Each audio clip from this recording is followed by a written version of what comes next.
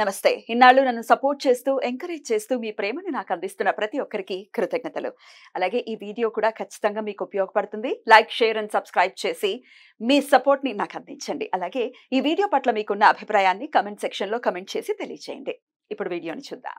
నమస్తే, welcome to our channel. నేను పద్మిని. ప్రస్తుతంతో పాటు ప్రముఖ ఆధ్యాత్మికవేత్త, ప్రముఖ న్యూమరాలజిస్ట్, లక్ష్మీ నరసింహస్వామి ఉపాసకురాలు శ్రీమతి స్రవంతి గారు మనతో పాటు ఉన్నారు. మాట్లాడదాం. నమస్తే అక్క.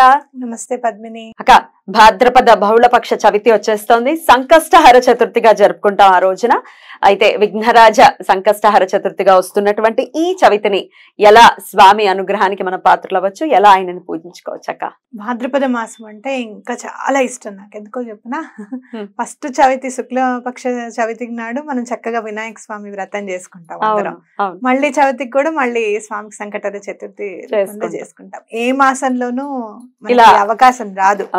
మామూలుగా చేసుకోవాలనుకుంటే చేసుకోవచ్చు చవితి తేదీ వినాయకుడికి అని చెప్పి, కానీ ఇది కంపల్సరీగా చేస్తాం అందరం కూడా.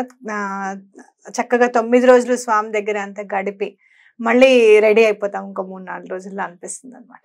కాబట్టి ఎటువంటి పరిస్థితుల్లోనూ పూజ చేసుకోండి. ఎవరికైనా శ్రావణ మాసం కుదరలేదు, కొంతమందికి ఏటి సూతకం ఉండి లేకపోతే పీరియడ్స్ తో ప్రాబ్లం ఉండి స్టార్ట్ చేయలేదు అనుకుంటే కనుక ఇప్పుడు కూడా స్టార్ట్ చేసుకోవచ్చు.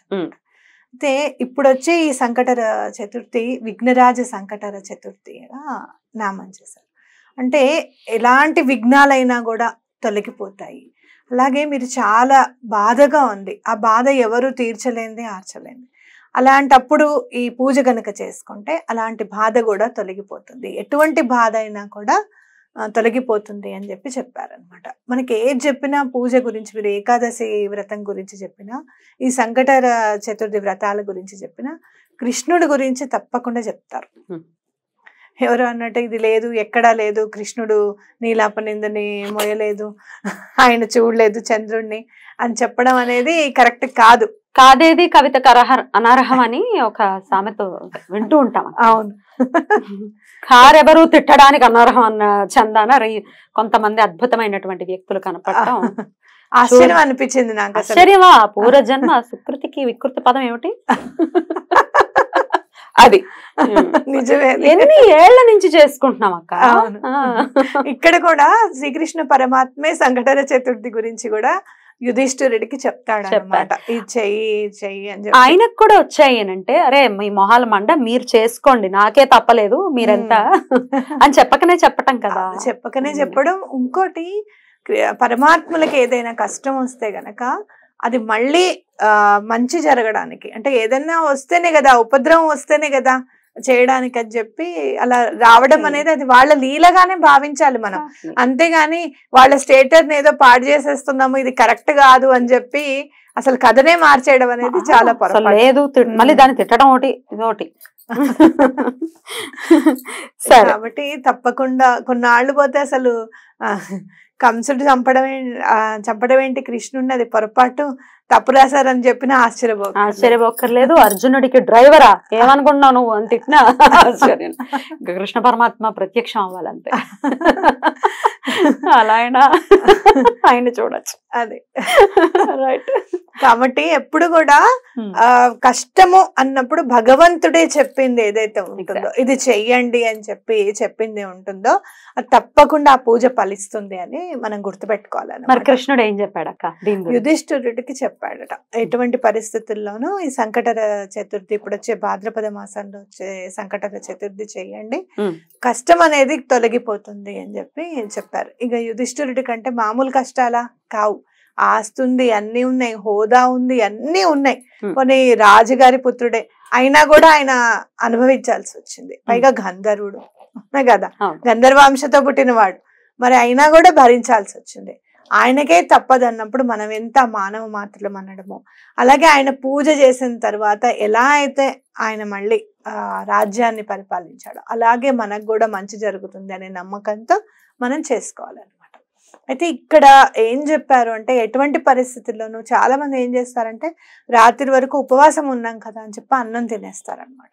కానీ సంకటహర చతుర్థి నాడు అసలు అన్నం తినకుండా కేవలం కొంచెం అంటే మీరు సాబుదానా కిచడి అని చేసుకుంటారు, అలాంటి అటుకుల పులిహార మనకి ప్రాశస్త్యం. అటువైపు అయితే గనక సాబుదాన చేస్తారు, మనమైతే అటుకుల పులిహార కూడా తినచ్చు, తప్పేమీ లేదు. అలా విఘ్నేశ్వరుడికి అటుకులు ఏవో నైవేద్యం పెట్టుకొని మనం చేసుకునేవి అవే చక్కగా చేసుకుంటే సరిపోతుంది. సాయంత్రమే అది పూజ అయిన తర్వాత తినాలి. పూజ అయిన తర్వాత మీకు చంద్రోదయం ఎప్పుడు ఉంటుందో ఆ రోజు చెక్ చేసుకోండి.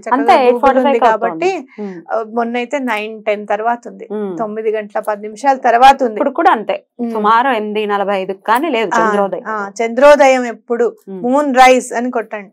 చంద్రోదయం స్పెల్లింగ్ అడుగుతారు మళ్ళీ, మూన్ రైజ్ అని కొట్టండి తప్పకుండా. కాబట్టి అలా మీకు టైం ఉంటుంది. ఆ టైం తర్వాత పైకి వెళ్ళి ఒకసారి చంద్రుడు కనిపించినా కనిపించకపోయినా ఆయన ఉన్నాడు కదా, తప్పకుండా దండం పెట్టుకొని ఈ బాధలన్నీ కూడా తొలగిపోవాలి అని చెప్పి దండం పెట్టుకోండి. మీకు మానసిక సమస్యలు ఏమన్నా ఉన్నాయి అని అంటే చంద్రుడు హరింపజేస్తాడు.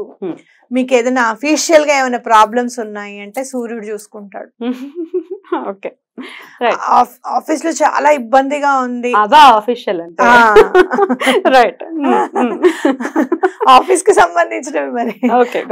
అఫీషియల్ గా మీకు ఏమైనా బాధలు ఉన్నాయి, బాబాయ్ ఇది ఎట్లా రా బాబు, ఎట్లా భరించాలి వీడిని, మనం తప్పదు వాళ్ళతో మమేకమై పని చేసుకుంటూ ఉండాలి. ఓ రోజు వెళ్లకుండా ఉండలేము, అవునా కదా, మాట్లాడకుండా ఉండలేము, మీటింగ్ అటెండ్ అవ్వకుండా ఉండలేము, ఫోన్ పెట్టేసి ఏం చెప్తాడేమో సగం అర్థం కాదా అనుకోవడం తప్పించి, ఫోన్ పెట్టాక అనుకోండి అదే అది తప్ప ఏం చేయలేం కదా. అలాంటివన్నీ సూర్యుడిని కనుక మీరు అర్ఘ్యం ఇస్తే చాలు, అర్ఘ్యం ఇచ్చి 2 చేతులు దండం పెడితే ఆ ప్రాబ్లమ్స్ అన్ని తీరిపోతాయి. ఇక ఇంటికి తలుపు తెగించిన వెంటనే పిల్లల ఫీజు కట్టాలి, రేపు పొద్దున ఏం చెప్పాలి, ఆటో వాడికి కట్టాలి, ఇవన్నీ మనకి ఉంటూనే ఉంటాయి. పద్మిని రాసుకుంటే కనుక ఎన్నో ఉంటాయి. ఫస్ట్ తారీఖు వస్తుందంటే భయం వేస్తూ ఉంటుంది ఒక్కొక్కసారి. కాబట్టి అలాంటివి ఏమన్నా ఉంటాయి కదా, మానసికంగా ఇంకొన్ని బాధలు ఉంటాయి, కనీసం తల్లిదండ్రులతో కూడా షేర్ చేసుకోలేం. అయ్యో వాళ్ళు పెద్దవాళ్ళు, వాళ్ళకి చెప్తే ఎట్లా వాళ్ళు బాధపడతారు కదా అని అనిపిస్తుంది. అలాంటివన్నీ కూడా తప్పకుండా చంద్రుడికి చెప్పుకొని ఈ సమస్య తీర్చిన ఆయన మానసికంగా కాస్త ప్రశాంతత ఇవ్వు మాకు అని చెప్పి దండం పెట్టుకోండి, అవన్నీ కూడా తీరిపోతాయి అన్నమాట. బ్యూటిఫుల్. అలాగే స్విచ్ వర్డ్ ని చెప్పడం ఎలాగో పరిపాటియే, మీరు చెప్తూ ఉంటారు. సో ఎట్లా అక్క, ఏ స్విచ్ వర్డ్ తో స్వామివారిని మరి ఇవి చేసుకోలేము, ఉపవాసం ఉండాలి, రకరకాల పర్స్పెక్టివ్స్ ఉంటాయి కదా, పూజ చేసినా చేయకపోయినా చేసే ప్రయత్నమే చేయండి, చేస్తేనే మంచిది. కాని పక్షంలో స్విచ్ వర్డ్ రూపంలో కూడా చెప్పండి. తప్పకుండా చెప్తాను. Ganesha magic begin now. చాలా బాగా పనిచేస్తుంది పద్మిని, ఎలాంటి ప్రాబ్లం అయినా సాల్వ్ చేస్తుంది, చాలా తొందరగా ఇట్లా క్విక్ రెస్పాన్స్ అనమాట. ఎన్నిసార్లు చదవం, అందుకే స్వామికి క్షిప్ర గణపతి అని కూడా పేరు ఉంది, అవునా కదా. 28 times మామూలుగా ఎవరు చదివినా చదవమని చెప్తాను.